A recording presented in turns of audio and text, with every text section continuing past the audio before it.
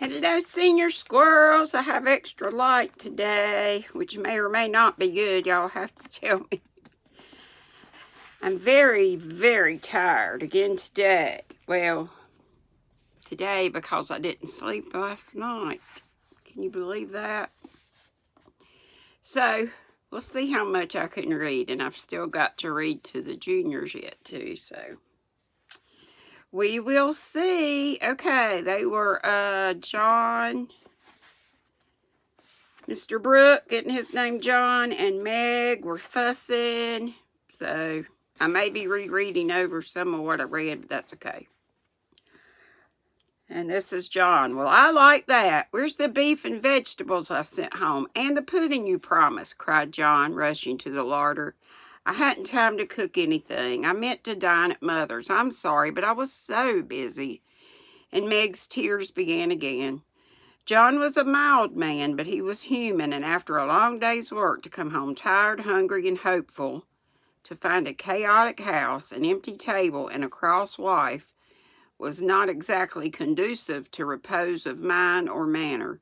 He restrained himself, however, and the little squall would have blown over but for one unlucky word. It's a scrape, I acknowledge, but if you will lend a hand, we'll pull through and have a good time yet. Don't cry, dear, but just exert yourself a little bit. Knock us up something to eat. We're both as hungry as hunters, so we shan't mind what it is. Give us the cold meat and bread and cheese. We won't ask for jelly.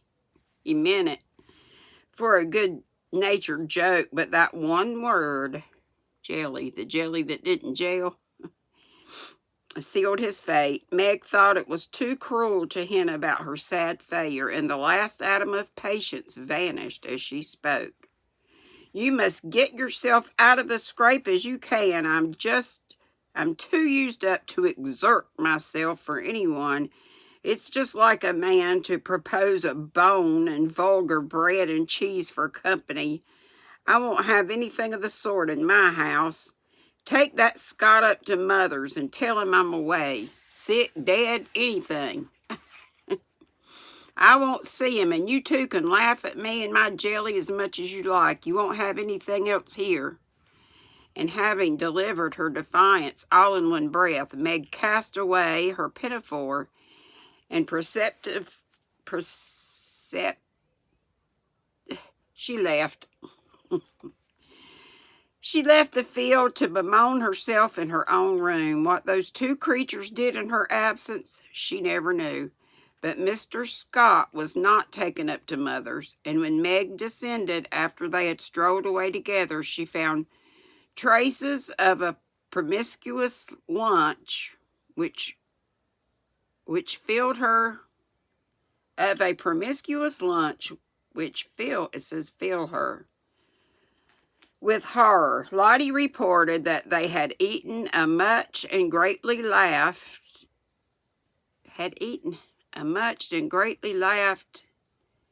and the master bid her throw away all the sweet stuff and hide the pots. This is not making sense to me, but maybe I'm just tired. I know I am tired, but whatever. Meg longed to go and tell Mother, but a sense of shame at her own shortcomings of loyalty to John, who might be cruel, but nobody should know it, restrained her. And after a summary clearing up, she dressed herself prettily and sat down to wait for John to come and be forgiven. Unfortunately, John didn't come. Not seeing the matter in that light, he had carried it off as a good joke with Scott, excused his little wife as well as he could, and played the host so hospitably that his friend enjoyed the impromptu dinner and promised to come again. But John was angry, though he did not show it. He felt that Meg had got him into a scrape and then deserted him in his hour of need. It wasn't fair to tell a man to bring home folks any time with perfect freedom, and when he took you at your word, to flare up and blame him and leave him in a lurch, to be laughed at or pitied. No, by George, it wasn't, and Meg must know it. He had fumed inwardly during the feast, but when the flurry was over and he strolled home after seeing Scott off, A milder mood came over him, poor little thing. It was hard upon her when she tried so heartily to please me. She was wrong, of course, but then she was young. I must be patient and teach her. He hoped she had not gone home. He hated gossip and interference. For a minute he was ruffled again at the mere thought of it, and then the fear that Meg would cry herself sick softened his heart and sent him on a quicker pace, resolving to be calm and kind, but firm, quite firm, and show her where she had failed in her duty to her spouse. Whew, those were different days. Meg likewise resolved to be calm and kind, but firm, and show him his duty. She longed to run to meet him and beg pardon and be kissed and comforted as she was sure of being, but, of course, she did nothing of the sort. And when she saw John coming, began to hum quite naturally as she rocked and sewed like a lady of leisure in her best parlor. John was a little disappointed not to find a tender Niobe. I probably screwed that up. But feeling that his dignity demanded the first apology, he made none. Only came leisurely in and laid himself upon the sofa with the singularly relevant remark, "We are going to have a new moon, my dear." "I've no objection," was Meg's equally soothing remark.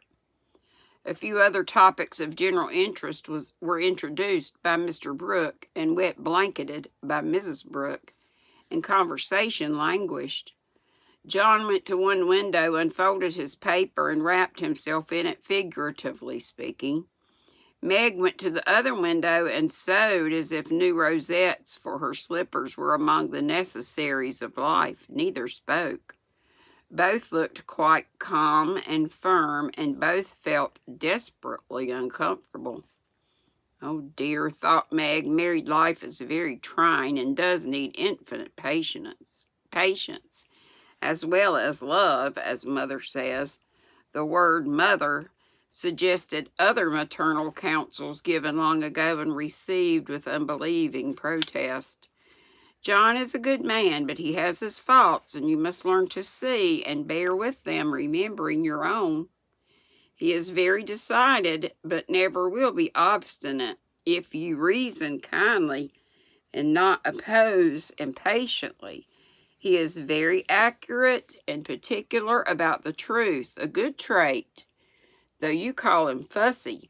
Never deceive him by look or word, Meg, and he will give you the confidence you deserve, the support you need. He has a temper, not like ours, one flash and then all over, but the white, still anger that is seldom stirred, but once kindled is hard to quench. I don't know how her mom knew all this stuff about him. Let's be very observant. Be careful, very careful, not to wake his anger against yourself, for peace and happiness depend on keeping his respect. Watch yourself. Be the first to ask. Pardon if you both err, and guard against the little piques, misunderstandings, and hasty words that often pave the way for bitter sorrow and regret. These words came back to Meg as she sat sewing in the sunset, especially the last. This was the first serious disagreement. Her own hasty speeches sounded both silly and unkind. As she recalled them, her own anger looked childish now, and thoughts of poor John coming home to such a scene quite melted her heart. She glanced at him with tears in her eyes, but he did not see them. She put down her work and got up, thinking, I will be the first to say, forgive me. But he did not seem to hear her. She went very slowly across the room, for pride was hard to swallow, and stood by him, but he did not turn his head. For a minute she felt as if she really couldn't do it. Then came the thought, this is the beginning. I'll do my part, and have nothing to reproach myself with. And stooping down, she softly kissed her husband on the forehead. Of course that settled it. The penitent kiss was better than a world of words. And John had her on his knee in a minute, saying tenderly, It was too bad to laugh at the poor little jelly pots. Forgive me, dear, I never will again. But he did. Oh, bless you, yes, hundreds of times, and so did Meg, both declaring that it was the sweetest jelly they ever made, for family peace was preserved in that little family jar. After this, Meg and Mr. Scott had Meg.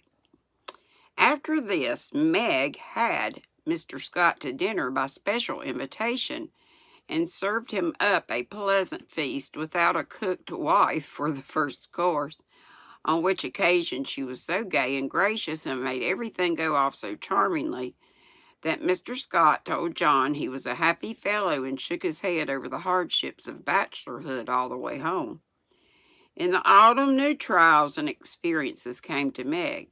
Sally Moffett renewed her friendship, was always running out for a dish of gossip at the little house or inviting that poor dear to come in and spend the day at the big house. It was pleasant, for in dull weather Meg often felt lonely. All were busy at home, John absent till night, and nothing to do but sew or read or potter about. So it naturally fell out that Meg got into the way of gadding and gossiping with her friend. Seeing Sally's pretty things made her long for such and pity herself because she had not got them. Sally was very kind and often offered her the coveted trifles, but Meg declined them, knowing that John wouldn't like it. And then this foolish little woman went and did what John disliked infinitely worse. She knew her husband's income, and she loved to feel that he trusted her not only with his happiness, but what some men seem to value more, his money. She knew where it was free to take what she liked, and all he asked was that she should keep account of every penny, pay bills once a month, and remember that she was a poor man's wife. Till now she had done well, been prudent and exact, kept her little account books neatly, and showed them to him monthly without fear. But that autumn the serpent got into Meg's paradise and tempted her, like many a modern Eve, not with apples, but with dress. Meg didn't like to be pitied and made to feel poor. It irritated her, but she was ashamed to confess it. And now and then she tried to console herself by buying something pretty, so that Sally needn't think she had to scrimp. She always felt wicked after it, for the pretty things were seldom necessaries, but then they cost so little it wasn't worth worrying about, so the trifles increased unconsciously. And in the shopping excursions, she was no longer a passive looker-on. But the trifles cost more than one would imagine, and when she cast up her accounts at the end of the month, the sum total rather scared her. John was busy that month and left the bills to her. The next month he was absent, but the third he had a grand quarterly settling up, and Meg never forgot it. A few days before, she had done a dreadful thing, and it weighed upon her conscience.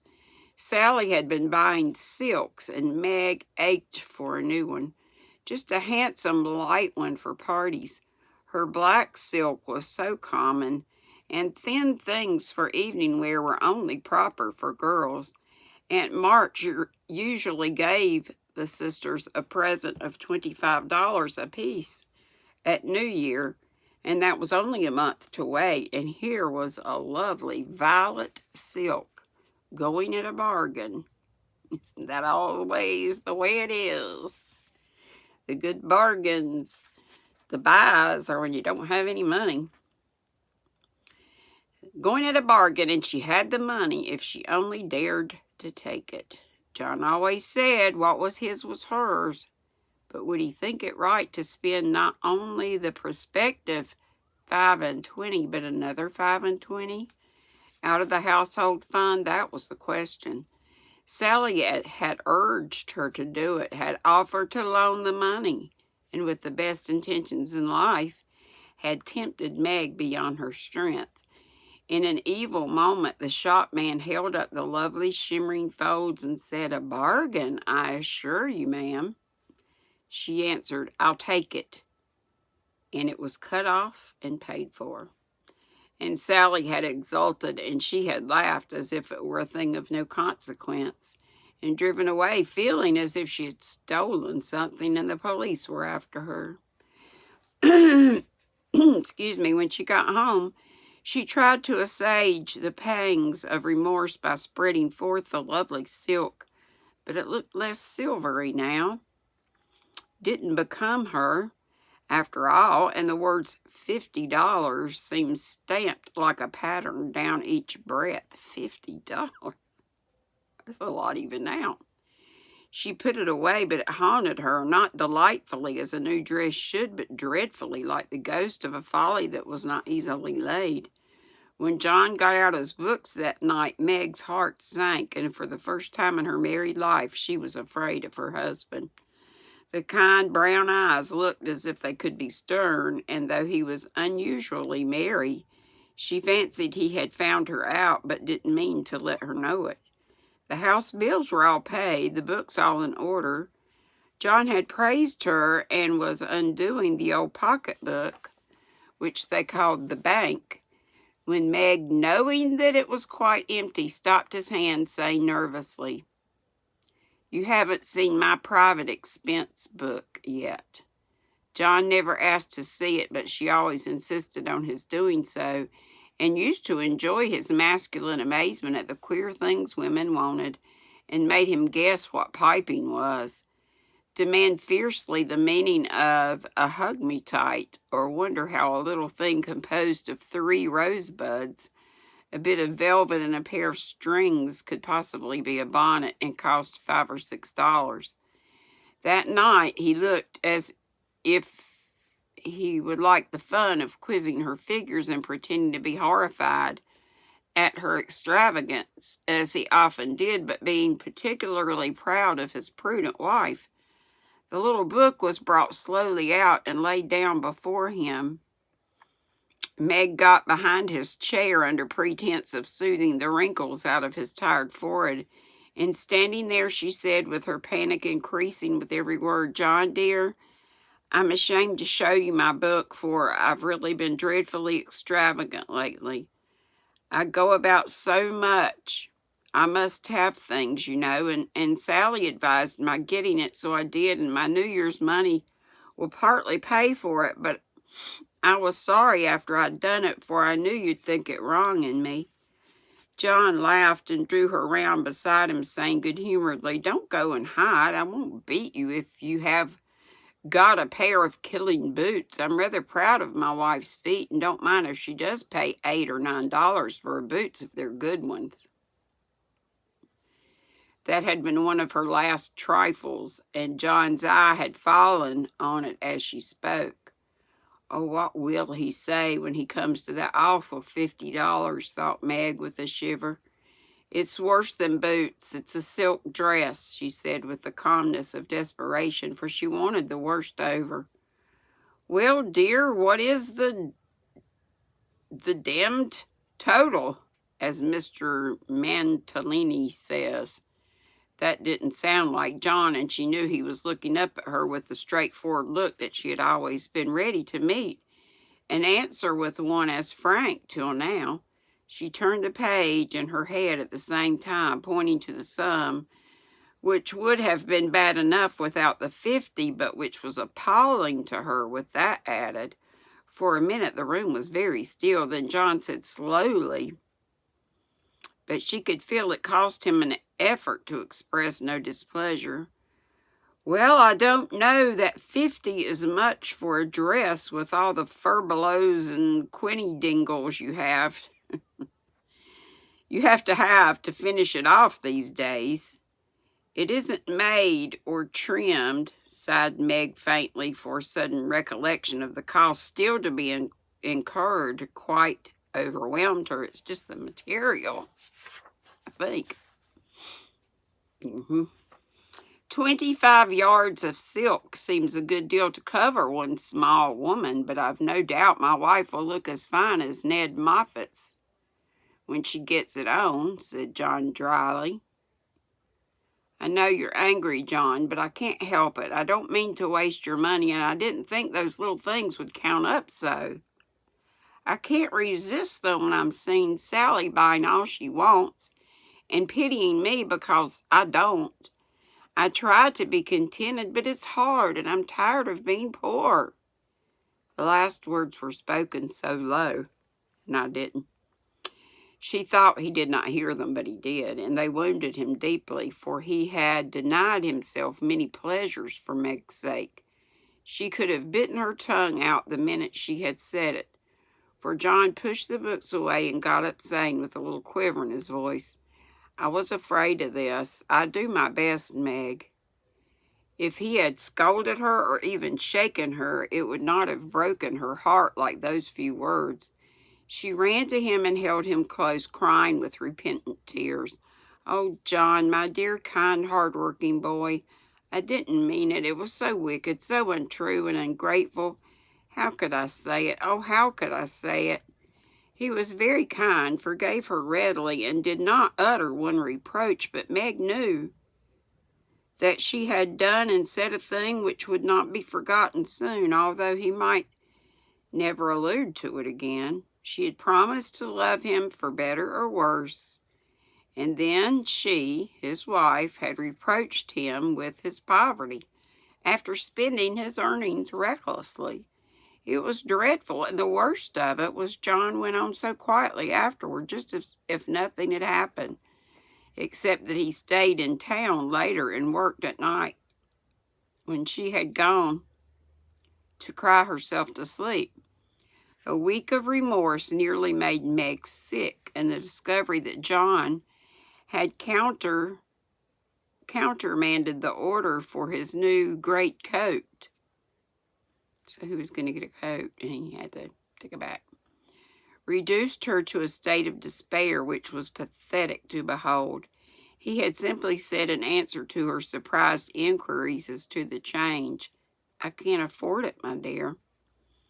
Meg said no more, but a few minutes after he found her in the hall with her face buried in the old great coat, crying as if her heart would break.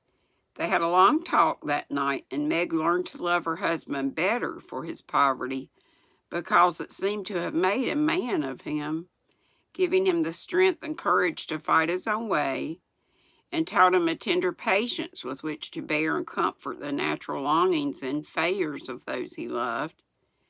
Next day she put her pride in her pocket, went to Sally, told the truth, and asked her to buy the silk as a favor.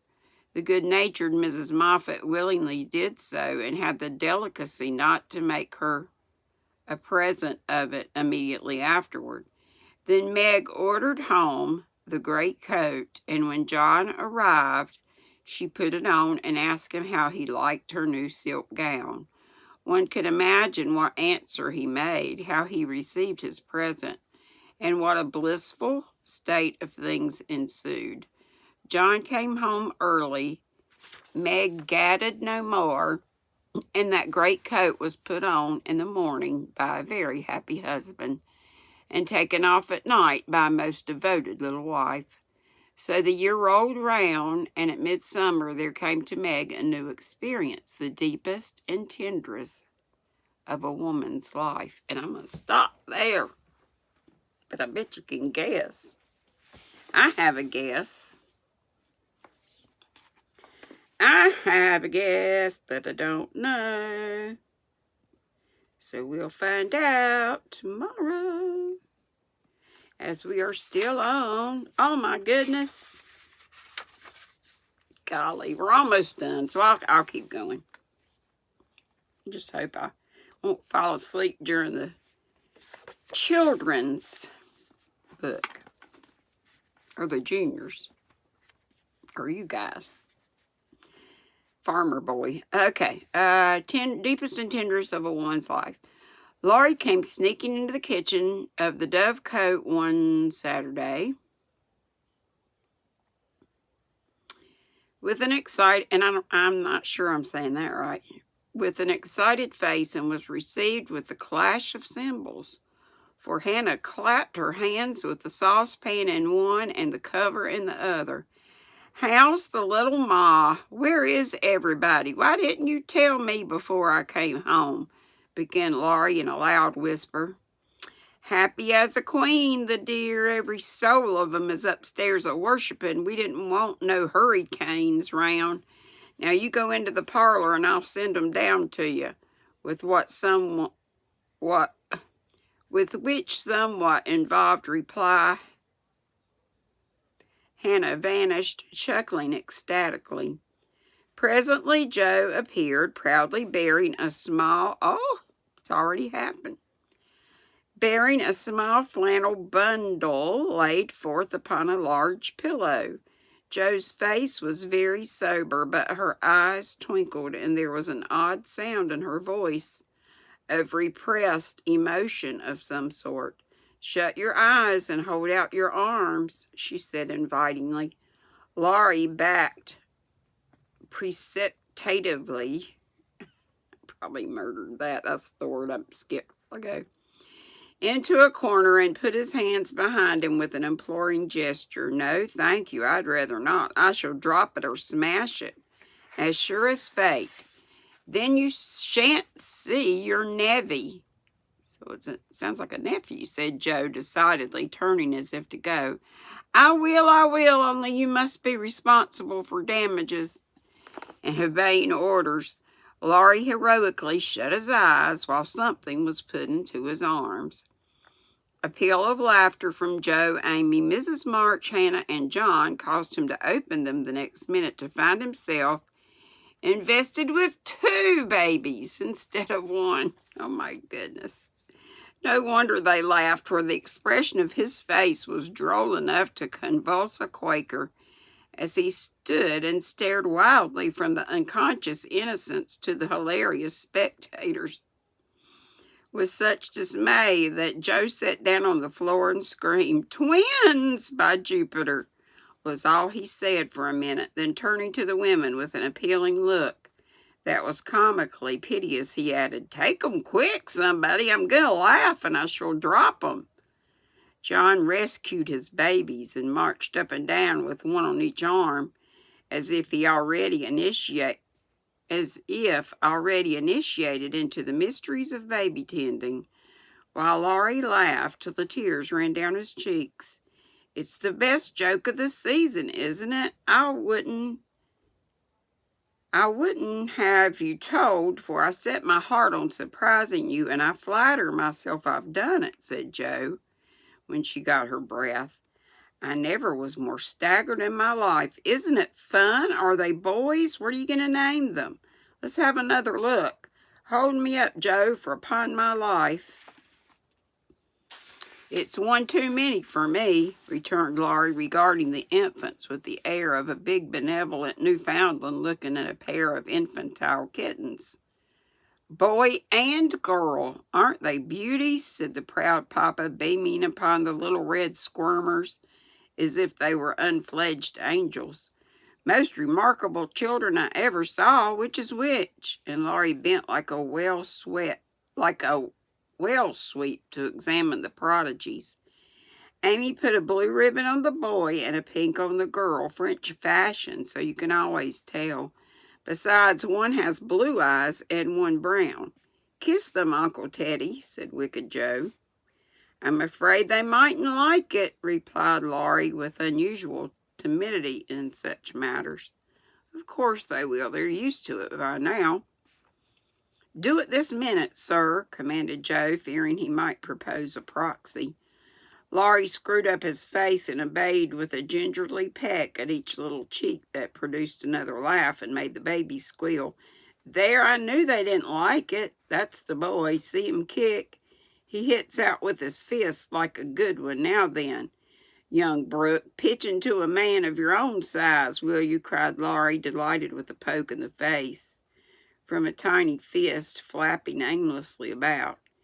He's to be named John Lawrence. Isn't that nice? And the girl Margaret, after mother and grandmother, we shall call her Daisy, so as not to have 2 Megs. And I suppose the Manny will be Jack. Unless we find a better name, said Amy with her ant-like interest. Name him Demi-John and call him Demi for short, said Laurie. Daisy and Demi, just the thing. I knew Teddy would do it, cried Jo, clapping her hands.